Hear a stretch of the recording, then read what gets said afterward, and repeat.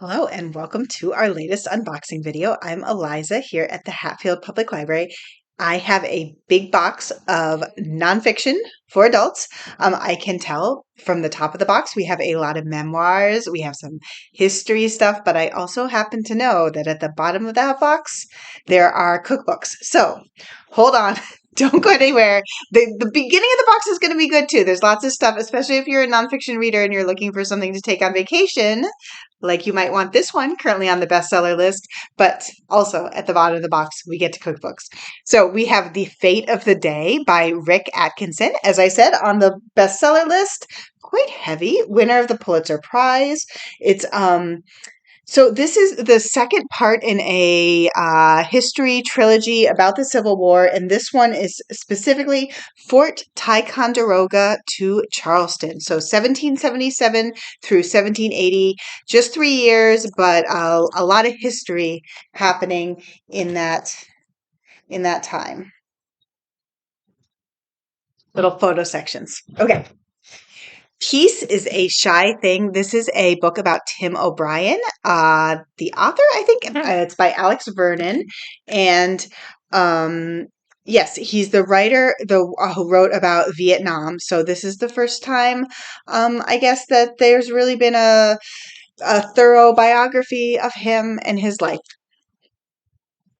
I really want to say he wrote The Things They Carried, but I'm a little worried that I'm wrong. It says he wrote Peace is a Shy Thing. Oh, yes, he did write The Things They Carried. We have Marsha, The Joy and Defiance of Marsha P. Johnson. This is by Tourmaline, and it's about a Black trans luminary Tourmaline. Oh, okay, wait, I'm sorry. I got that wrong.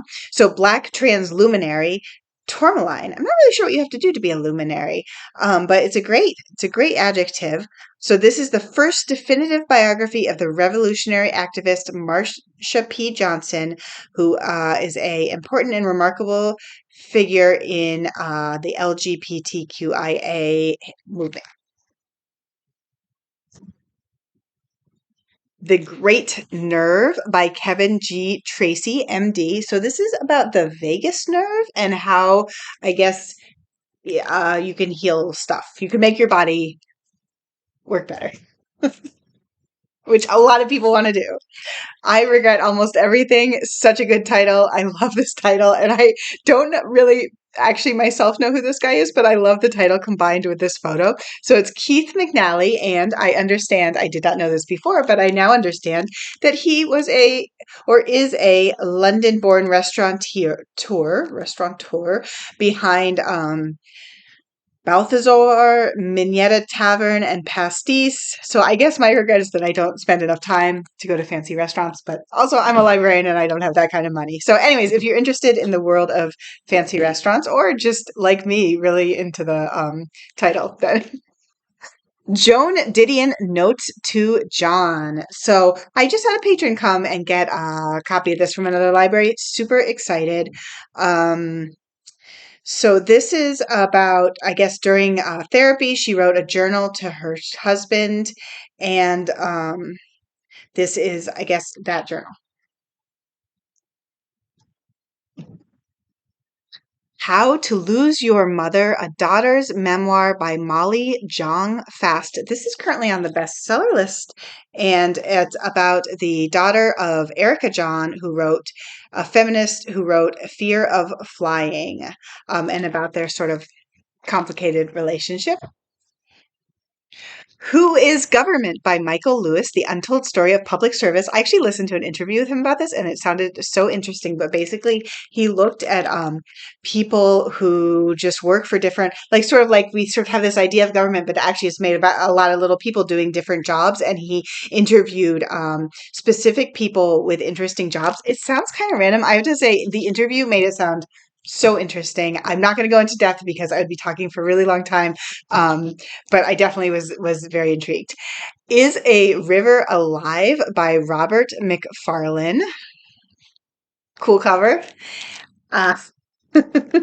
So this is also, I think, it doesn't really like strike me as something that would be I can't remember if it was on the bestseller list or like on the top number of holds list. Maybe it was just on the top number of hold list, but definitely people are really wanting to read this book, which is awesome because again, it wouldn't necessarily strike me as something I think it's that would be like flying off the shelf. So I'm glad that people are excited about this question, and it's looking at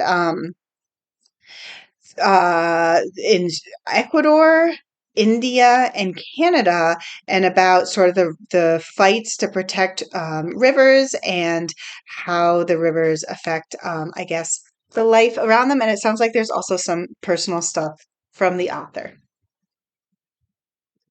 Lord by Dr. Sara Reardon. This is a woman's guide to pelvic floor health at every age and stage. We often hear that they have much better information about pelvic floor health in Europe, and that in America this has not really been addressed. So now this doctor is trying to help everyone out. Solid starts for babies. That is a mischievous looking baby, but this is about how introducing solid food and raising a happy eater.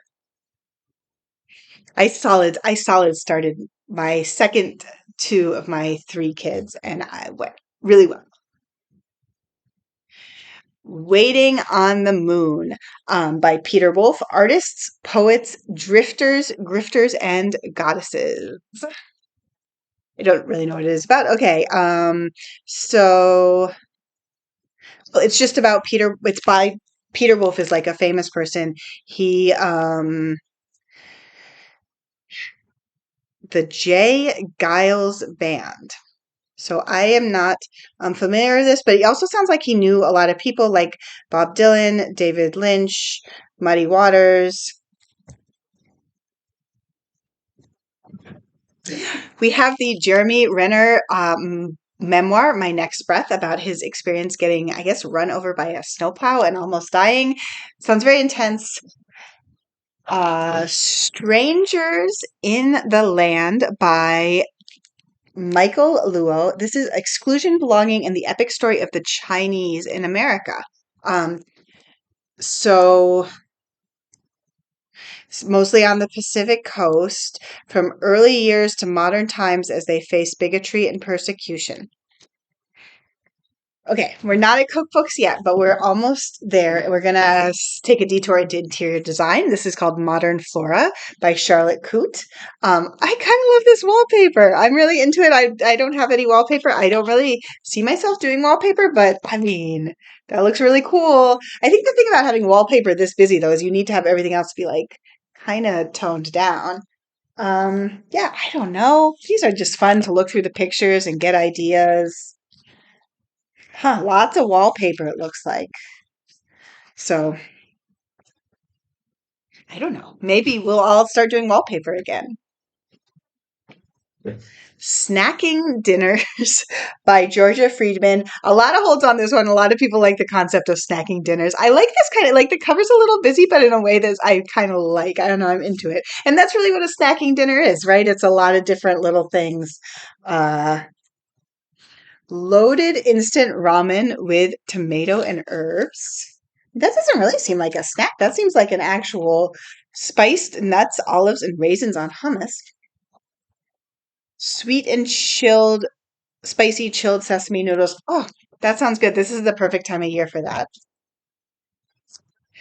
Next cookbook, the Wishbone Kitchen Cookbook. Meredith Haden. I'm assuming she's some sort of internet celebrity. She has that vibe.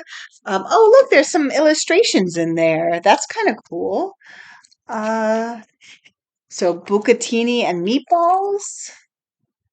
Tomato butter baked cod. I always like to flip through and look at a couple recipes, but I always really want there to be like one recipe that I'm like, oh no, I want to make that. Chicken cutlet club. I don't know. Roasted winter veg. That sounds good, but not right now. Duck fat potatoes. Probably not going to get duck fat. Another illustration. Frogs? Frogs at the dinner table? What's going on? Kind of quirky. I didn't expect that from the cover. Attainable, Sustainable Pantry. This is a National Geographic book. A Back to Basics Guide to Stocking Your Kitchen by Kris Bordessa. Interesting. So just about how to do your pantry. Lot of information. Wow. Okay. Last book. We have Easy Every Day. Jessica Merchant, 100 recipes and meal prep ideas for effortless eats. I don't know what's on the cover. It looks like some sort of pizza thing, and it looks really delicious. I'm into that. Ooh, sticky barbecue meatballs with herbed mashed potatoes. That's what I'm talking about. Chicken tortellini soup with roasted tomatoes. Huh. Chili cantaloupe wedges? I've never heard of anything like that. Pumpkin toffee dream cake.